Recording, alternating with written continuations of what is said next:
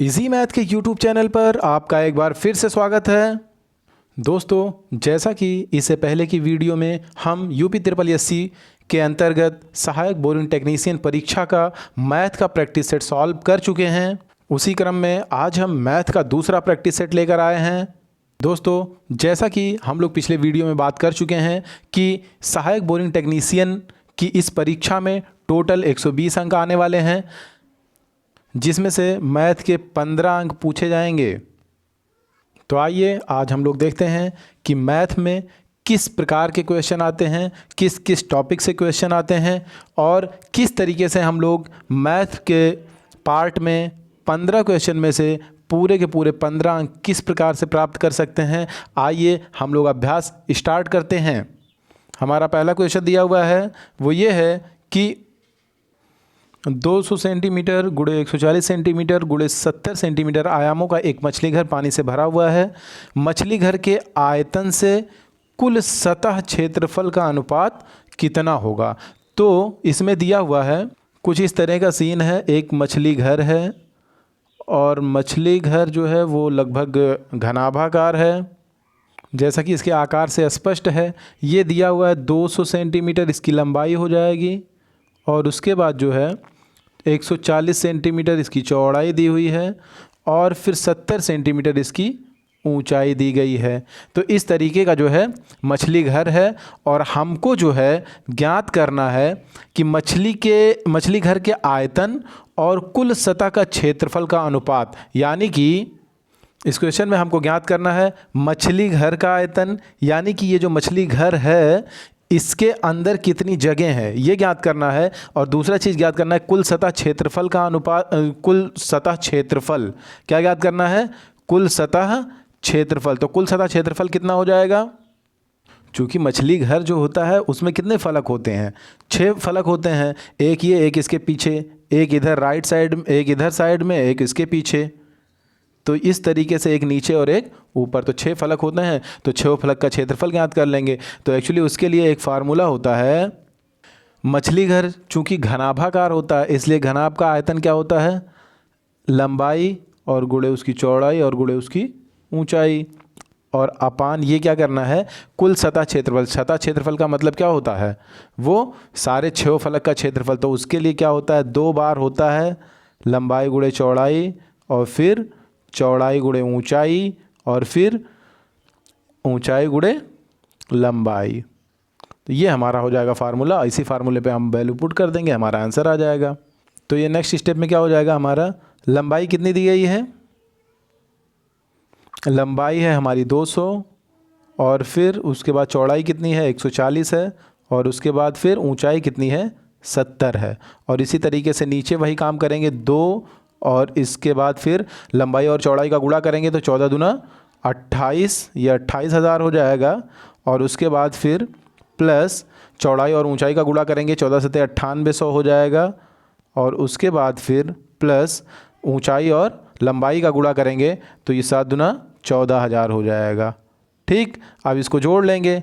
ऊपर का जो है केस वही सेम रहेगा जैसे पहले था। आपका कितना 200 और गुणे 140 और गुणे 70। नीचे क्या हो जाएगा, ये 2 पहले से है हमारा और उसके बाद जो है यहाँ जो है इसको ऐड करेंगे तो कितना हो जाएगा 28 14 42 और 42 9 51 51,800। ये यहाँ हमारा हो जाएगा 51,800। ठीक, अब इसको क्या करेंगे, सिंपली डिवाइड कर लेंगे। तो ये यहाँ से जो है ये यहाँ मल्टीप्लाई का मार्क हो जाएगा। मान लीजिए ये 2 से कैंसिल हो जाएगा, 00 यहाँ 00 से कैंसिल हो जाएगा और ये 7 यहाँ पे 10 है ही, 7 सत्ता 49 और 2 51 और 7 चौक 28, ये 74 आ गया यहाँ पे। और उसके बाद फिर ये जो है 2 जो है 5 बार और ये यहाँ पे आ गया 2 37 बार। तो ये टोटल हमारा आ जाएगा, ऊपर मल्टीप्लाई करेंगे 14 पंजे 70, 700 और बटे नीचे 37। तो ये हमारा सही आंसर हो जाएगा 700 बटे 37। ये ऑप्शन नंबर कौन सा है, ऑप्शन नंबर 4। आइए बढ़ते हैं नेक्स्ट क्वेश्चन की ओर।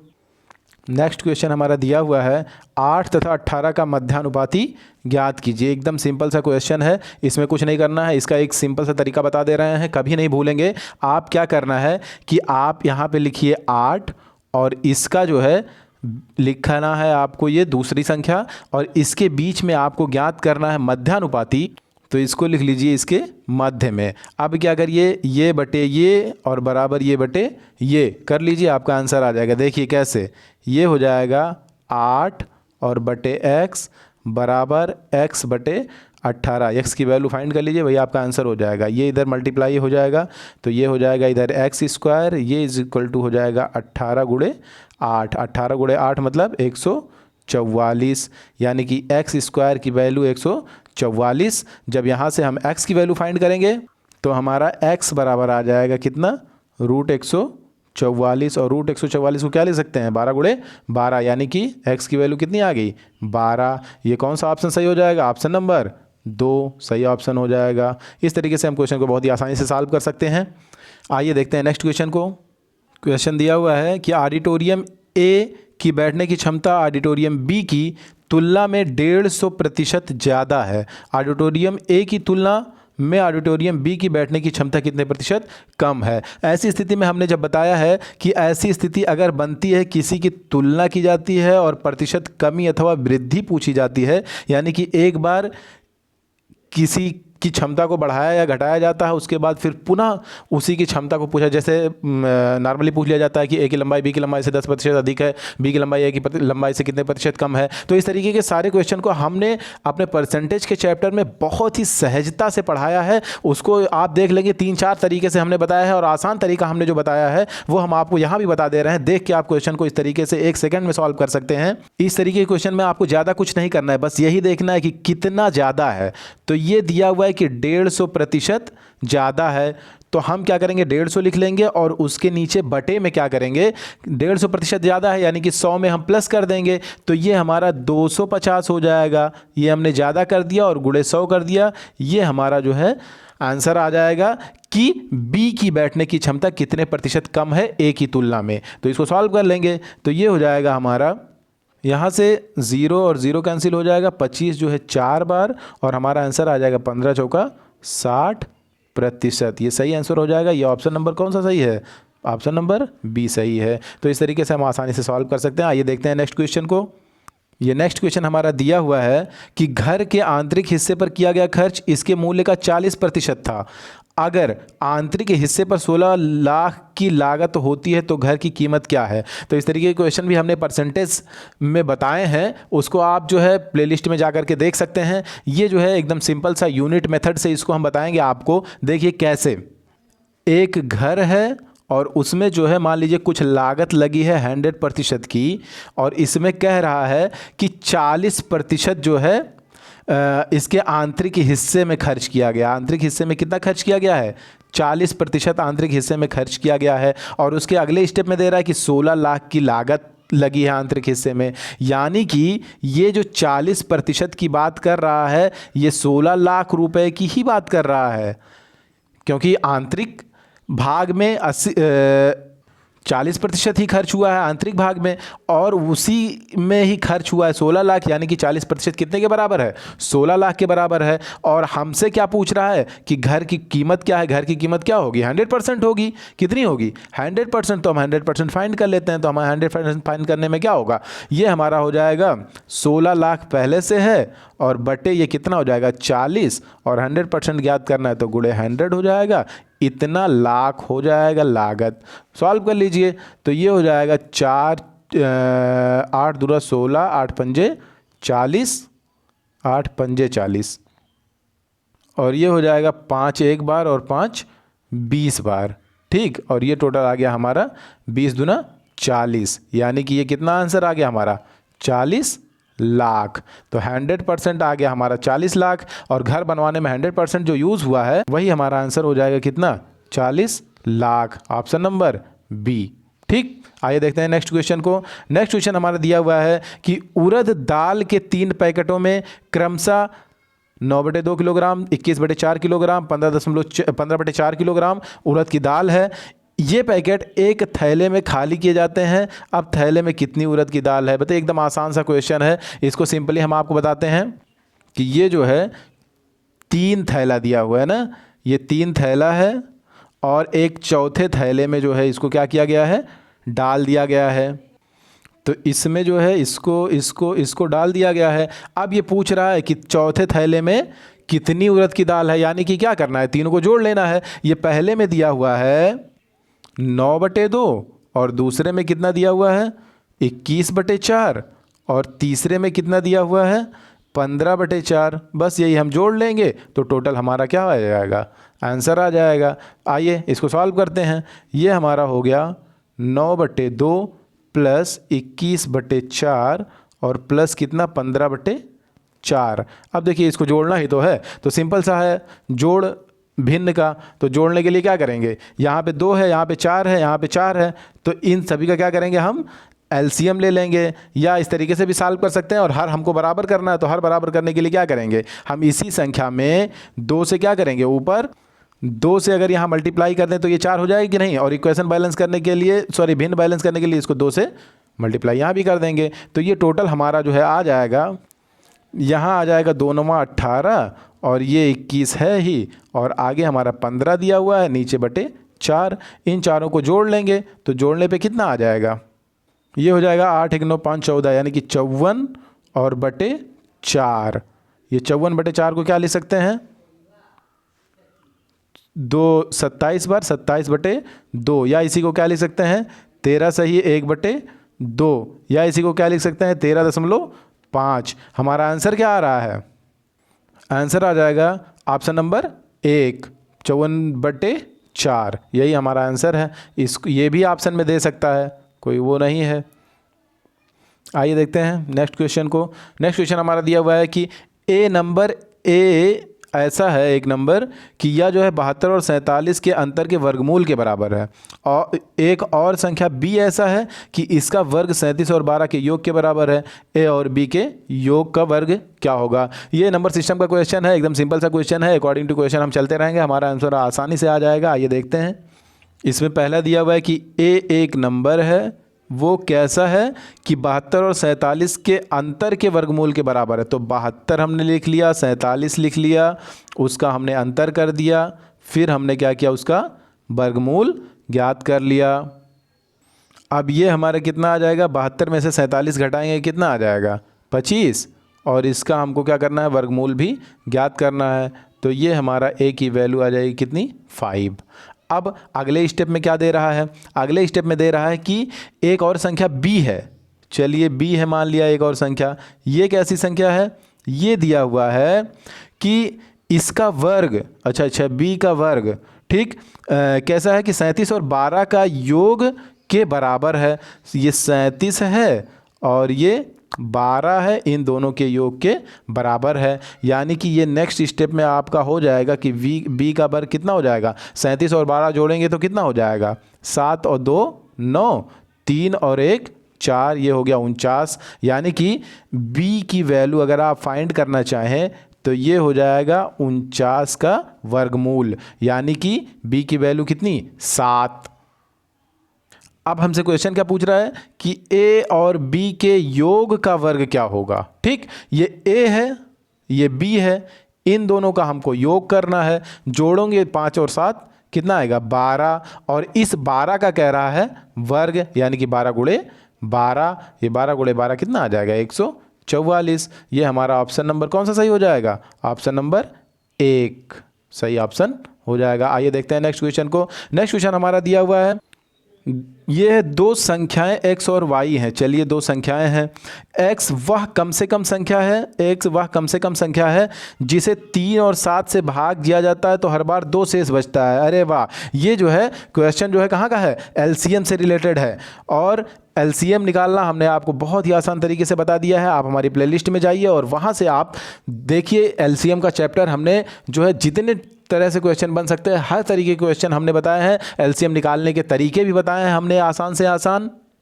आगे दिया हुआ है कि y वह कम से कम संख्या है जिसे जब 5 और 11 से भाग दिया जाता है तो हर बार कितना 4 शेष बचता है, तो हमें x और y का मान ज्ञात करना है। देखिए एकदम आसान सा क्वेश्चन है, बस हमको ध्यान देना है कि जब भी कम से कम की बात करें तो हमको क्या एलसीएम फाइंड करना होता है। अब देखिए x की बात कर रहा है कि x एक ऐसी कम से कम संख्या है जिसे 3 और 7 से भाग किया जाता है तो हर बार 2 शेष बचता है। अब बताइए अगर हम 3 और 7 का एलसीएम ले लें तो कितना आएगा 21, और हमें क्या करना है कि अगर हम किसी संख्या से भाग दे रहे हैं, इन दोनों से भाग देंगे, जैसे 3 से भाग देंगे तो 21 तुरंत कट जाएगा, 7 से भाग देंगे कट जाएगा, लेकिन कह रहा हर बार 2 शेष बचना चाहिए, तो हम क्या करेंगे इसमें 2 ऐड कर देंगे, तो ये हमारा x की वैल्यू हो गई कितनी 23। ठीक, इसी तरह से y फाइंड कर लेंगे। y क्या दिया हुआ है कि वह कम से कम संख्या, यानी कि यहां भी एलसीएम ज्ञात करना है किसका किसका, जिसे जब 5 और 11 से भाग दिया जाता है तो 5 और 11 का एलसीएम कितना हो जाएगा, 11 पचे 55 हो जाएगा। कितना हो जाएगा एलसीएम 55 हो जाएगा। अब क्या कह रहा है कि तो वह हर बार 4 शेष बचता है। बताइए 4 शेष बचाना है तो क्या करेंगे हम, इसी में अगर 4 जोड़ देते हैं तो किसी भी संख्या से जब भाग दोगे, यानी कि ये जो 5 से भाग दोगे तो 55 और प्लस 4 आएगा, और 11 से भाग दोगे तभी 55 प्लस 4 आ जाएगा, तो यानी कि 4 शेष बच जाएगा।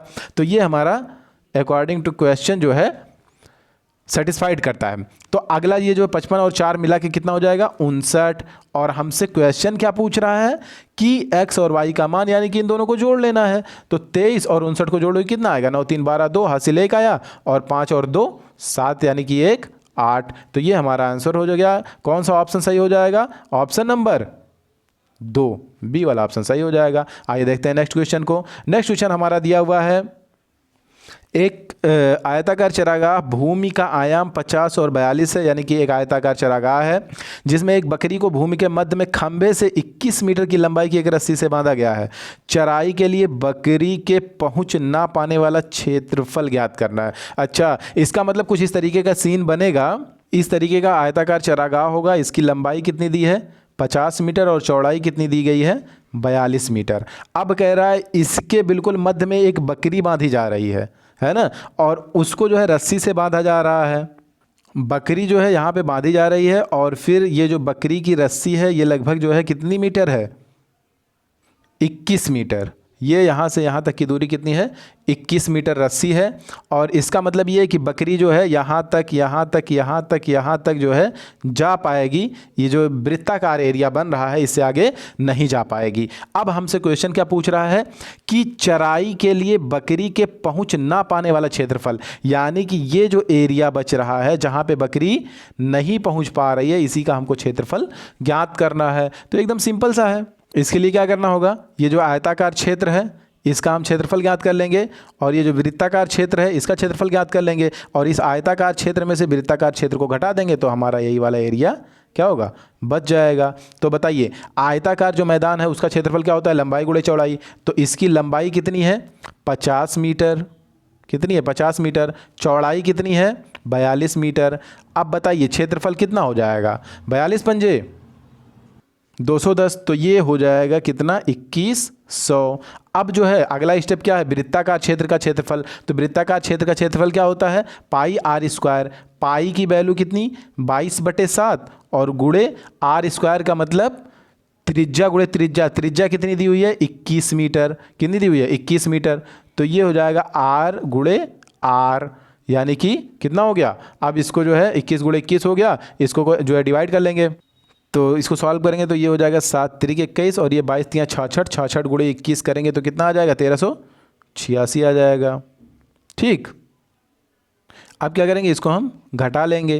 तो इसको जब घटाएंगे तो 21 में से 1386 घटाएंगे तो कितना आ जाएगा, ये 10 में से 6 गया 4, यानी कि 714 आ जाएगा। तो कौन सा ऑप्शन सही हो जाएगा, ऑप्शन नंबर 3, ये सी ऑप्शन सही हो जाएगा। इस तरीके से हम क्वेश्चन को बहुत ही आसानी से सॉल्व कर सकते हैं। आपको पता होना चाहिए कि हमारा ये प्रैक्टिस बैच के साथ साथ, प्रैक्टिस सेट के साथ साथ हम एक क्लास जो है प्रतिदिन मैथ का चलाते हैं, जो रेगुलर जो है चैप्टर वाइज चलता है। उसमें हम आपको मॉडल क्वेश्चन बताते हैं, अभ्यास करवाते हैं। तो अगर आप अपने करियर को बेहतर बनाना चाहते हैं तो आप बने रहिए हमारे चैनल पर, आपको पूरा विषय निःशुल्क पढ़ाया जाएगा।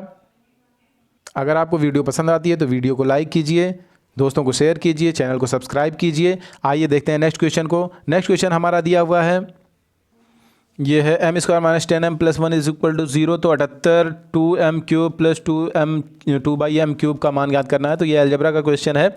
इस क्वेश्चन को देखिए बहुत ही आसानी से हम सॉल्व कर लेंगे, बहुत ज़्यादा कुछ करना नहीं है। ये दिया हुआ है कितना, एम स्क्वायर और माइनस 10m और प्लस 1 इज इक्वल टू 0। और हमको क्या करना है कि हमको m की पावर 3 के फॉर्म में लाना है, यही चीज़ हमको ध्यान देना है। तो इसमें क्या करेंगे, हम यहाँ से m अगर कॉमन ले लेते हैं तो हमारा क्या बचेगा, m माइनस 10 और प्लस इसमें जब कॉमन लेंगे तो ये 1/m हो जाएगा। ये चीज़ आपको ध्यान देने की ज़रूरत है। कॉमन कैसे लेते हैं, कॉमन लेने का मतलब क्या होता है, उसी नंबर से डिवाइड करते हैं। कॉमन लेने का मतलब क्या करते हैं, उसी नंबर से डिवाइड करते हैं। जैसे हमने एम स्क्वायर में डिवाइड किया तो हमारा m बचा, 10m में डिवाइड किया तो mm कैंसिल हुआ, 10 बचा। इस तरीके से 1 में m से डिवाइड किया तो यहाँ पे कुछ कटने लायक था नहीं, तो पूरा 1/m हो गया। तो ये हो गया हमारा इज इक्वल टू 0। अब इसके बाद क्या करेंगे, m इधर मल्टीप्लाइड है तो उधर जाके क्या हो जाएगा, ये 0 हो जाएगा। तो उसको छोड़िए आप, वो हो गया 0 और ये हो जाएगा m plus 1/m minus 10 is equal to 0। Next step में हमारा क्या हो जाएगा, m और plus 1/m is equal to कितना हो जाएगा, इधर माइनस 10 है, ये इधर जाके क्या हो जाएगा, प्लस 10 हो जाएगा। अब क्या करना है हमको, चूँकि हमको ध्यान देना है कि हमें पावर 3 के रूप में लाना है, तो इसको क्या करेंगे, हम दोनों तरफ का क्या कर देंगे, क्यूब कर देंगे। तो ये इसका भी क्यूब हो जाएगा, इसका भी क्यूब हो जाएगा। अब क्या होगा, a प्लस बी का होल क्यूब हमारा बन गया। a प्लस बी के होल क्यूब का हम फार्मूला लगा लेंगे। तो ये a प्लस बी का होल क्यूब बराबर क्या होता है, a का क्यूब और प्लस b का क्यूब यानी कि 1/m का cube plus 3 into a into b का मतलब a का मतलब m इंटू बी का मतलब 1/m हो जाएगा। और इसके साथ a प्लस बी का मतलब m प्लस 1/m यानी कि वैल्यू कितनी है इसकी, 10 है। ठीक, आगे इसको सॉल्व करेंगे तो ये जो है m यहाँ से कैंसिल हो जाएगा। ये जो हमारा बचेगा वो कुछ इतना बचेगा, m cube plus 1/m cube is equal to 3 30 और ये इधर 10 की पावर 3 का मतलब 1000 पहले से बचा हुआ है। तो ये जो है 1000 हमारा है और माइनस 30 हो जाएगा। ये नेक्स्ट स्टेप में आ जाएगा, m की पावर 3 प्लस 1/m की पावर 3 की वैल्यू कितनी, 970। 30 जब माइनस कर लेंगे, हमें फाइंड क्या करना है, 78 और गुणे ये 2 बार है m की पावर 3 प्लस 2/m की पावर 3, यही तो ज्ञात करना है।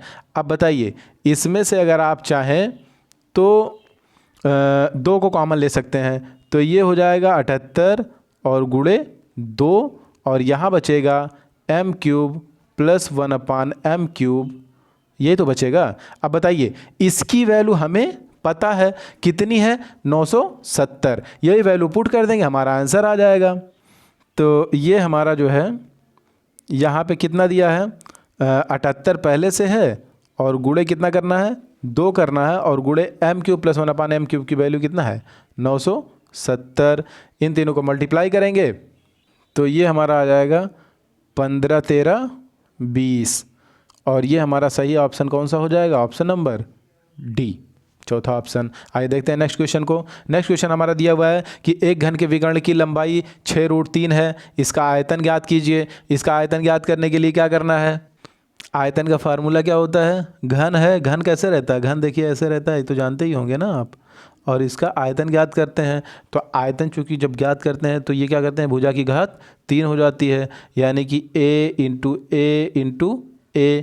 अब बताइए, हमें क्या दिया हुआ है कि घन के विकर्ण की लंबाई, यानी कि घन का विकर्ण दिया हुआ है, कितना दिया हुआ है, 6√3। इसको हमने ऐसे सिंपली लिख लिया, 6√3। अब बताइए, घन का विकर्ण कितना होता है, आपको फार्मूला पता होना चाहिए, a√3। इसको जब हम मेंसुरेशन में बताएंगे तो पूरा फार्मूला कैसे डेरिवेट होता है ये भी हम आपको बताएंगे, तो बने रहिए हमारे चैनल पर। ये देखिए a√3 हो गया और ये इज इक्वल टू कितना हो गया, 6√3। अब बताइए आप, अगर यहाँ से √3 और √3 को हम क्या करें, कैंसिल कर दें, तो ये क्या आ जाएगा हमारा, a की वैल्यू आ जाएगी कि नहीं, a की वैल्यू कितना आ गया, 6। अब बताइए, a की वैल्यू 6 आ गई और हमारा घन का आयतन कितना है, a × a। तो ये हमारा हो जाएगा कितना, 6 और गुणे 6 × 6। तो इसका आंसर हो जाएगा 6 × 36 = 240। 16।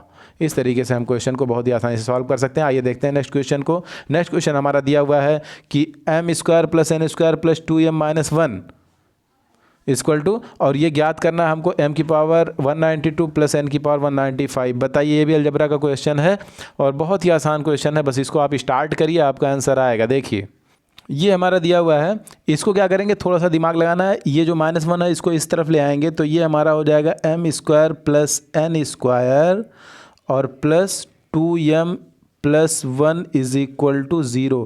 अब इसको ज़रा गौर से देखिए कि ये m स्क्वायर है, ये 1 का स्क्वायर है और ये 2 इंटू 1 इंटू m है, यानी कि a square plus b square plus 2ab, और इसको हम क्या लिख सकते हैं, a प्लस b का होल स्क्वायर। तो a हमारा है m और b कितना है 1, तो इसका हम होल स्क्वायर लिख सकते हैं कि नहीं, और प्लस ये है n स्क्वायर पहले से यहाँ पे है, इज इक्वल टू हो गया 0। अब बताइए इसमें ये भी 0 होगा, ये भी 0 होगा, तभी इसकी वैल्यू 0 होगी। यानी कि एक कंडीशन ये बनेगी कि m प्लस 1 का होल स्क्वायर क्या होगा, 0 होगा। अगर ये 0 होगा तो m प्लस 1 क्या होगा, स्क्वायर जब हटाएंगे तो ये क्या होगा, ये भी 0 होगा। तो m की वैल्यू कितनी आ जाएगी, उधर इधर +1 है, उधर जाके -1 हो जाएगा। ठीक, m की वैल्यू आ गई -1। अगले स्टेप में जब हम n स्क्वायर को 0 करेंगे तो हमारा n की वैल्यू कितनी आ जाएगी, 0।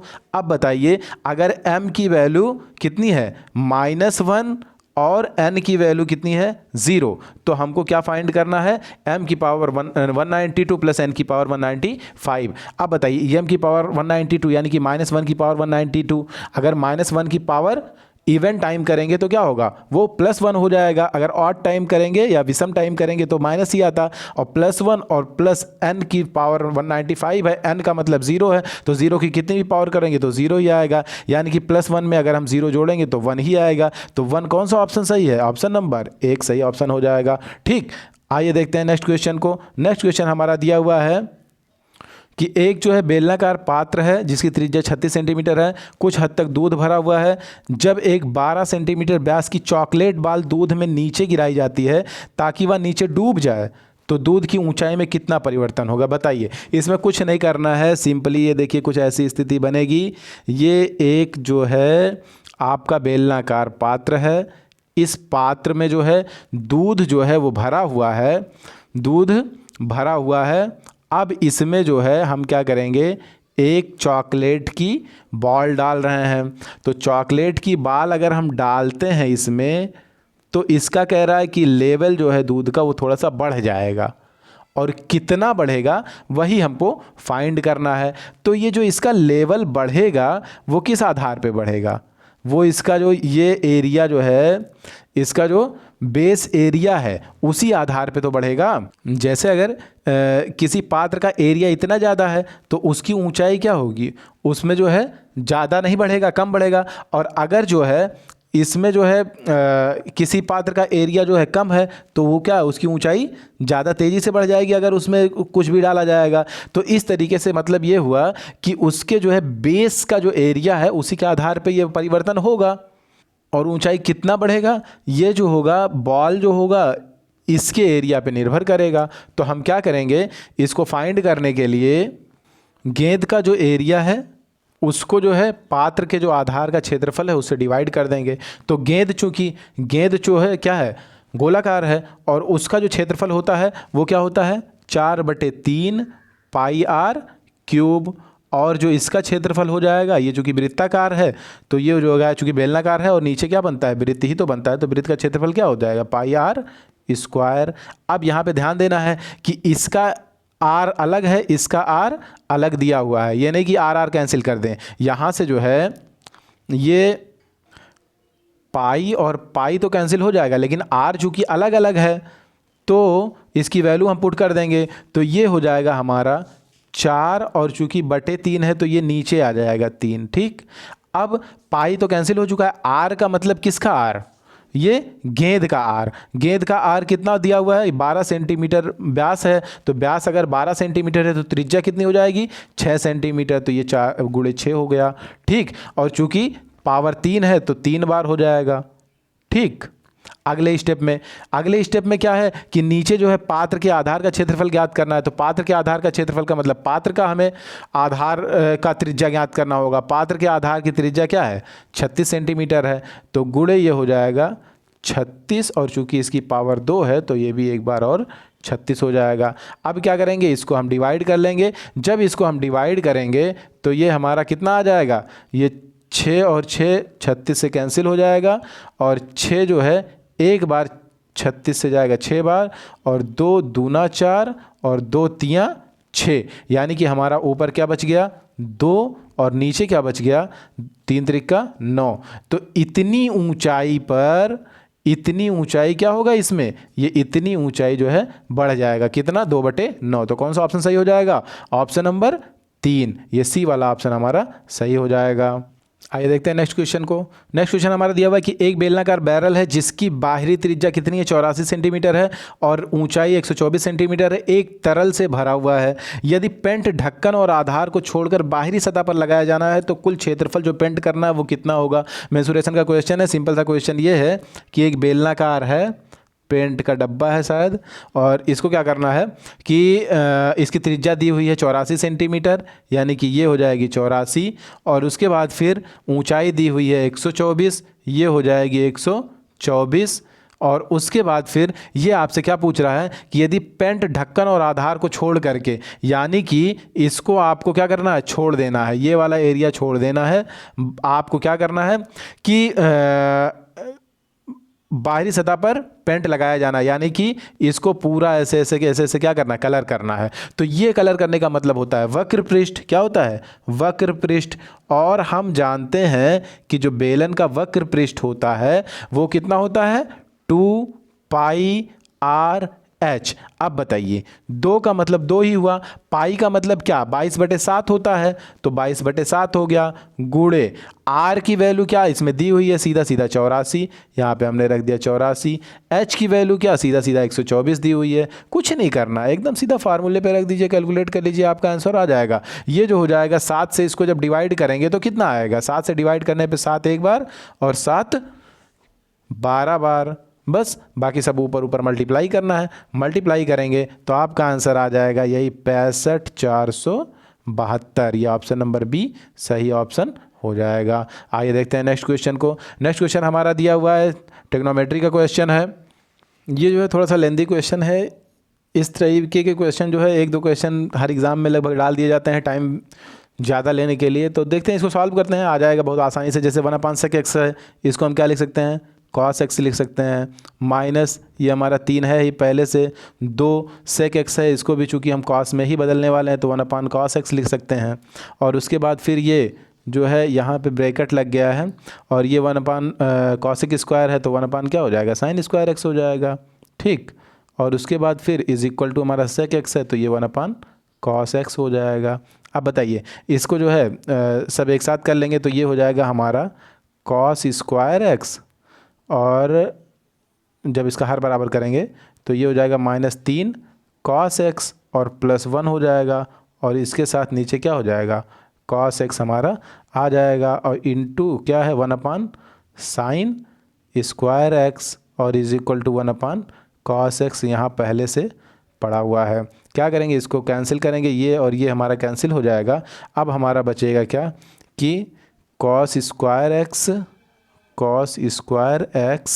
और -3 cos x +1 अपान, ये अपान में क्या है sin स्क्वायर x, ये यही तो बचा हुआ है, तो ये हो जाएगा sin square x is equal to 1 बचा हुआ है, और यही sin स्क्वायर x जो है ये उस तरफ जा कर के क्या हो जाएगा, sin स्क्वायर x मल्टीप्लाई हो जाएगा। तो ये हमारा आ जाएगा नेक्स्ट स्टेप में sin स्क्वायर x यहाँ से हट के क्या हो जाएगा, यहाँ पे sin स्क्वायर x मल्टीप्लाई हो जाएगा। आइए देखते हैं नेक्स्ट स्टेप में, ये हो जाएगा cos स्क्वायर x यहाँ पहले से है, और -3 cos x यहाँ ये भी है, और +1, और इधर जो sin स्क्वायर x है इसको क्या लिख सकते हैं हम, sin स्क्वायर x को क्या लिख सकते हैं 1 - cos स्क्वायर x। अब बताइए यहाँ cos स्क्वायर x है, यहाँ cos स्क्वायर x है, ये दोनों आके ये हो जाएगा क्या 2 cos स्क्वायर x, और उसके बाद जो है -3 cos x यहाँ पे है ही, तो इसको यहीं रहने देते हैं, -3 कॉस एक्स और फिर +1 इधर है और +1 इधर है, तो इधर जो है आकर के ये माइनस होके 2 - 1 -1 आ जाएगा, सॉरी +1 इज इक्वल टू 0 हो जाएगा। अब अगर आप ध्यान से देखें तो ये दो घात समीकरण बन गया, 2 cos square x minus 3 cos x plus 1 is equal to 0। अब इसको सॉल्व कर लेंगे उस तरीके से। अब इसको जब सॉल्व करेंगे तो ये हमारा हो जाएगा 2 cos स्क्वायर एक्स, ये तो है ही। अब इसको लिख देंगे -2 cos x और माइनस cos x और plus 1 is equal to 0। Solve करेंगे तो 2 cos x कॉमन हो जाएगा इसमें से, और जो है ये हो जाएगा यहाँ पे cos x और -1 हो जाएगा, क्योंकि 2 cos x कॉमन ही हो गया है। -1 यहाँ से कॉमन लेंगे तो ये हो जाएगा cos x और -1 इज इक्वल टू 0।